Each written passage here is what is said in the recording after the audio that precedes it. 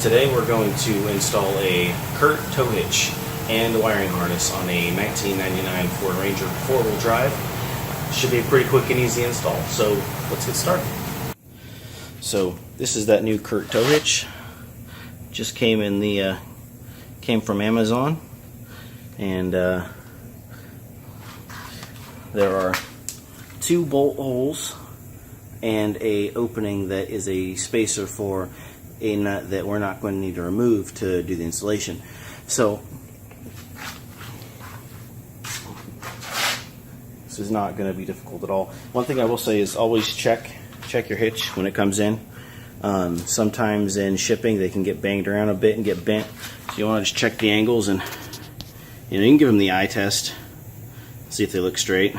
That one doesn't really actually look that straight, but if you compare it to that one, it looks exactly the same.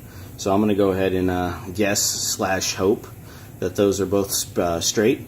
If you really want to be 100% certain, you can just take a measuring tape. You kind of measuring tape from the furthest hole back, this bottom bolt hole, all the way to this bottom bolt hole, and you can compare that to and you can measure the distance between those 2 hole locations on your frame underneath the truck. So let's get underneath there and get started. Underneath your truck here, you're gonna see a couple different things here.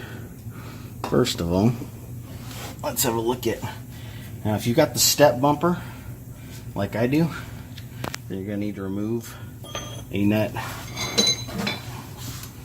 You're going to need to remove that bad boy right there, the forwardmost bolt on both sides for the bumper bracket. Okay, so before we do that, you're going to want to give her a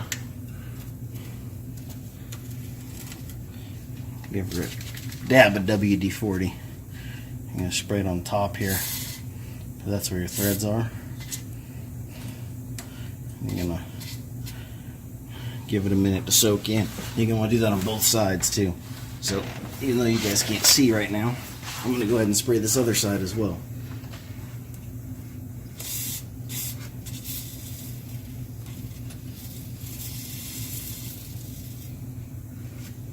Now, don't be an idiot like me.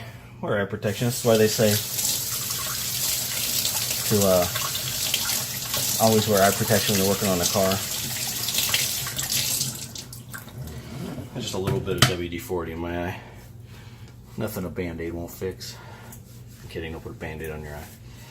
So, just got a touch, just a touch in the corner of my eye. Doesn't even hurt really.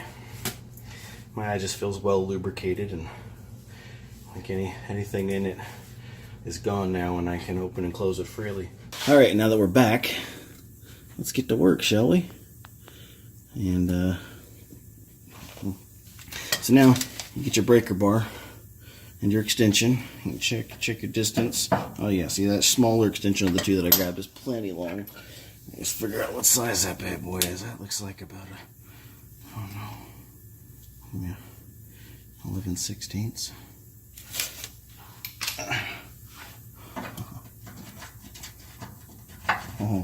Oh, so closely, it's so far away. Well, would you look at that? It's a metric. It's an 18 millimeter. These are 18 millimeters. Fortunately, I actually do have an 18 millimeter metric socket. I don't have a lot of metric stuff. And every time I go to buy something I always end up needing it in a standard. So fortunately, this is one of the ones that I do have. It's a good thing I bought that cheap toolkit a long time ago. It's the one that had these metric stuff in it.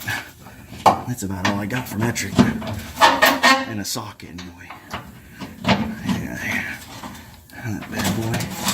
Yeah, now that these are broken loose, you can grab a regular old socket wrench, and you can speed the process up quite a bit over that breaker bar. That's the wrong one. There we go. Yeah, look at that. Oh yeah. Alright, let's do the other side.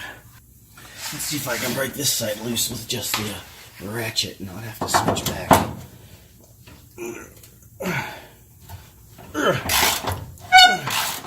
Yeah, it's tight in there, but I can do it. I would use my air tools, but it's 1 o'clock in the morning almost. I don't want to wake my neighbors up. So, I want to be a decent neighbor, you know? It's probably bad enough that I am actually out here working on my car in the middle of the night. I'm sure they can hear a little. Now, if you're like me and your Ranger does not already have a wiring harness for towing, for tow lights, then you're going to need to install something along the lines of this guy right here. I went with the Curt wiring harness for my truck because I was already buying the Curt tow hitch, and I'm not being sponsored by Curt or anything. I paid my own hard-earned money for this tow hitch and this wiring harness. But I wanted to support an American company, so I decided to go with Curt, even though the Reese was actually between $20 and $40 less, and the Reese actually has a higher tow capacity. The Curt is rated at 4,000 pounds for towing and 400-pound tongue weight. The Reese was rated at 5,000 pounds towing and a 500-pound tongue weight.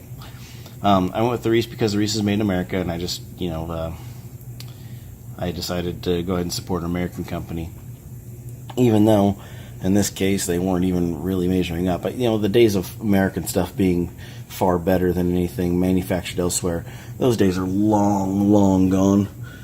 But being what it is, with jobs being being scarce and kind of at a premium in this country, I decided to go ahead and support a company that it was at least making their stuff here, even if it was not as strong as the Reese. So the first thing you're going to do, you're going to locate this little guy right here. And if you can see up in there, that's just a little light light dongle here. So what you're going to want to do is you're going to separate that bad boy. And it can be tough to do. Some of these little harnesses are a real pain in the butt. Come on, you're almost out. There we go. So what you got here is you got these two new connectors. Basically, you're just going to stick them in between these two. So what you want to do is you want to take this guy and you want to plug it in to the taillight portion,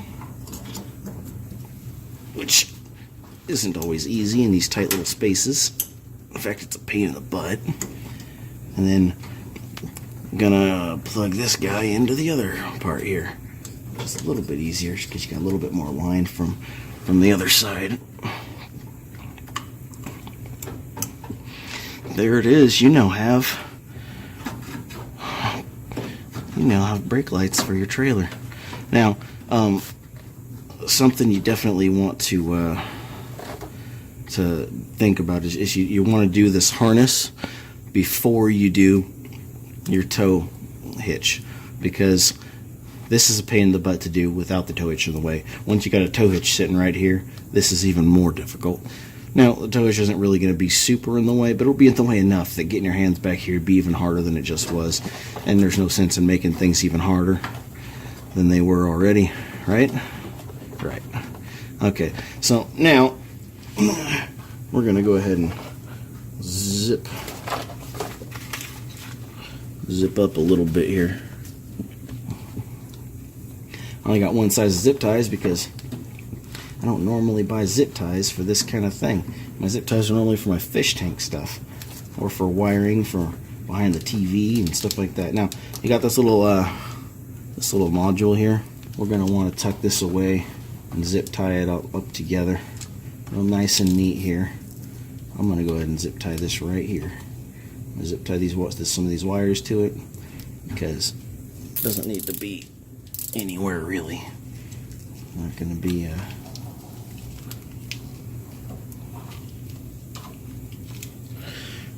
Alright, sounds like my neighbors are up because they're just leaving right now. Maybe I could have used air tools and made my life a little easier, huh? No, he's got a little girl. I don't want to wake his kid up. My kid sleeps like the dead. I could be out here with a jackhammer and he'd sleep right through it. I guess I'm lucky like that.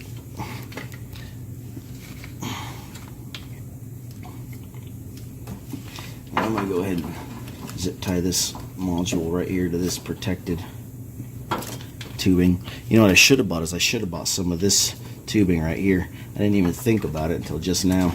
Now that's done, let's move these out of the way for now.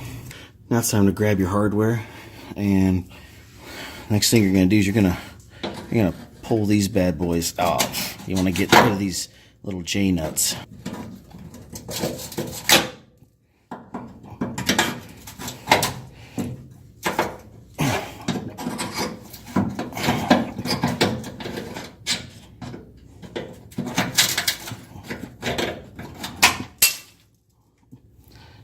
And there it is. That one's out. Now you're going to grab your hardware, and one of these metal plates here is going to go right on the top of that. Right there. And then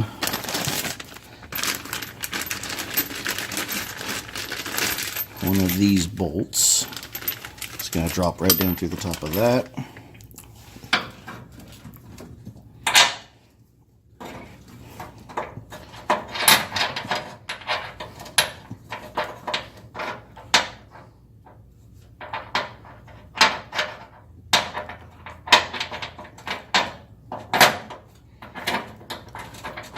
And there it is. That's your bolt. You're going to do the same thing on the other side. Remove the other J nut and drop a plate and a bolt in it. Alright, now once you've got both of your bolts and the backing plates in there, you want to go ahead and get a couple of nuts handy. Grab a couple of your new flange nuts. You can grab your tow hitch. A little tip: if you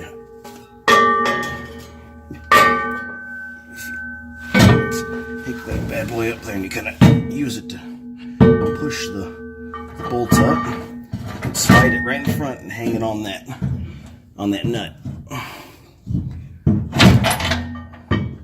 So do it on both sides. You slide that nut up out the way with your finger or whatever you got to do. And you kind of hang that bad boy there, and then you finagle that nut in there, or that bolt down through the hole. You take your flange nut, and on the other side where you guys can't see it, where I'm sure it's real helpful, you stick my hand up there and get that bad boy started. Spin it on up there. And look at that. Well, I've got some bad news. Oh, that sucks. That is going to be a lot more work.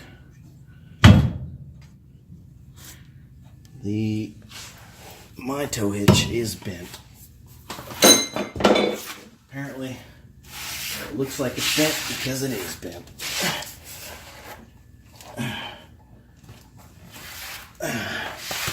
Yep, both sides are bent. Freaking awesome.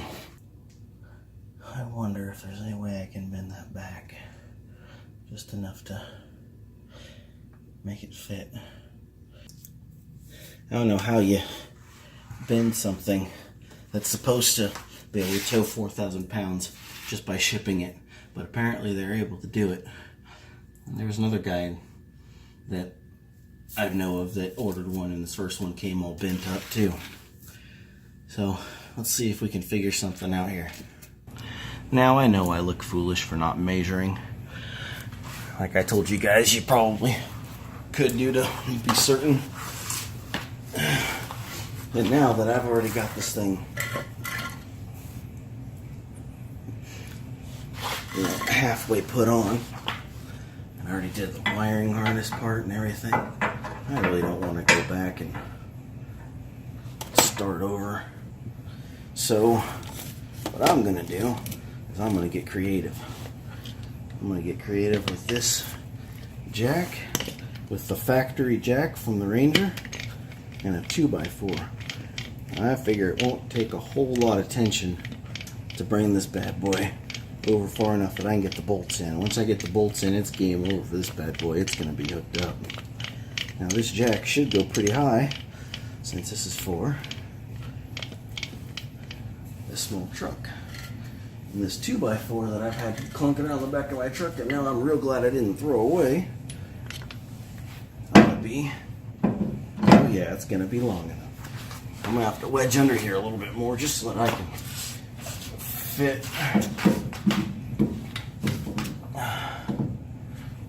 with get my arms going here.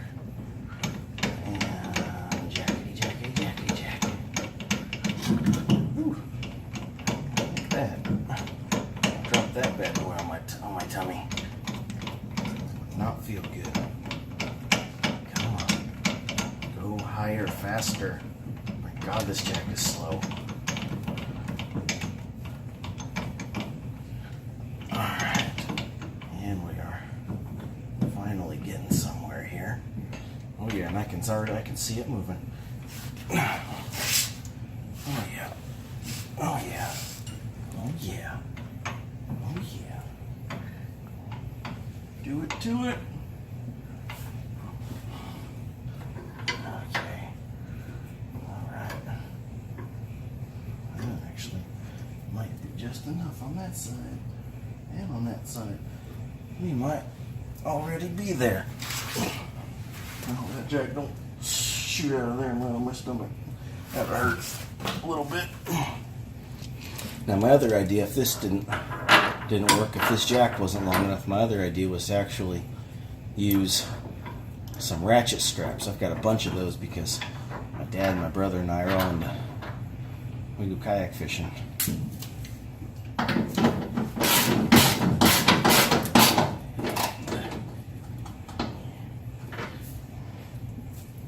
Alright, Mr. Tow Hitch. You are almost on.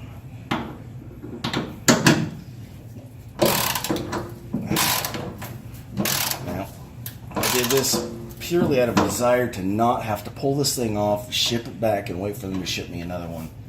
I tell you what, that was the last thing I want to deal with. Is having to clean all this up, having done all this, made this mess all for nothing. Make sure you hand tighten these as much as they'll go before you start wrenching away. You're just wasting elbow grease if you don't do that.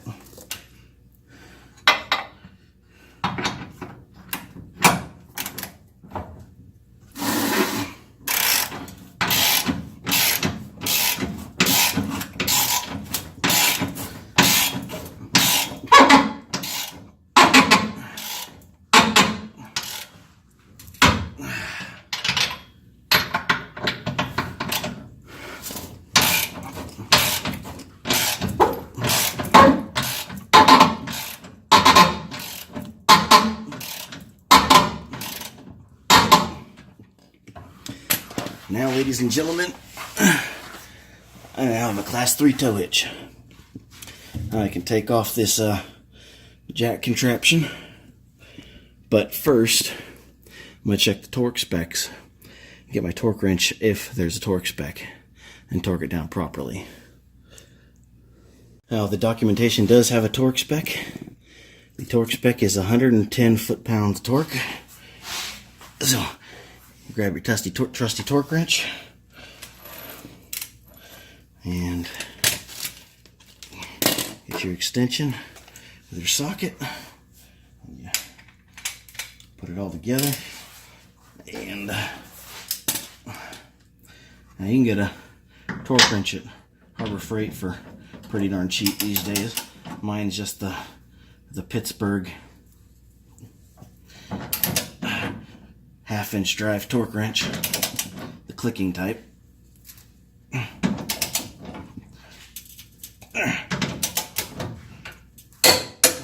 there it is, 110 foot-pounds on that bad boy. Now I'm gonna go to the front one.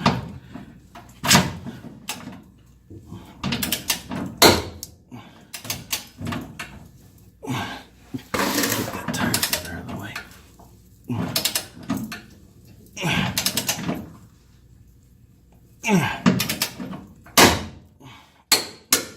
And there's 110 foot-pounds on that bad boy.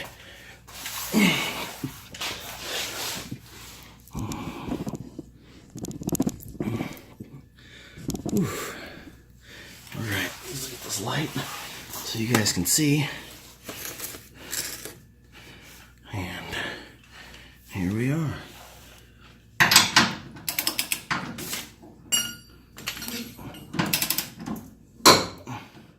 You see, with this longer wrench, turning these bad boys is a lot easier.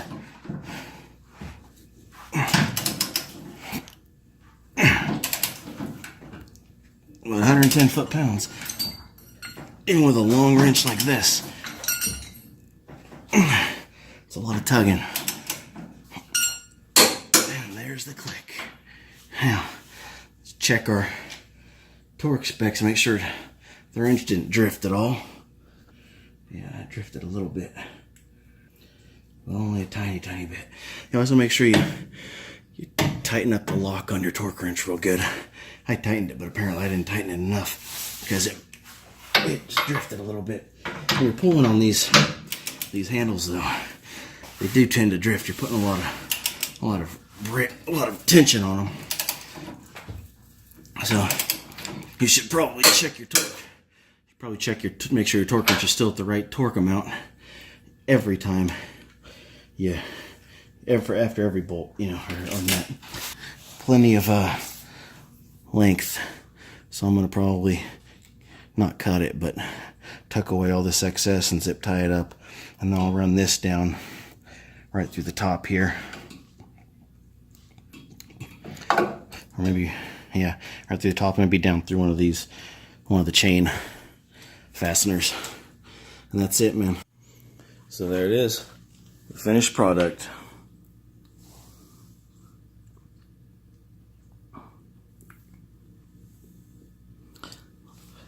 All finished.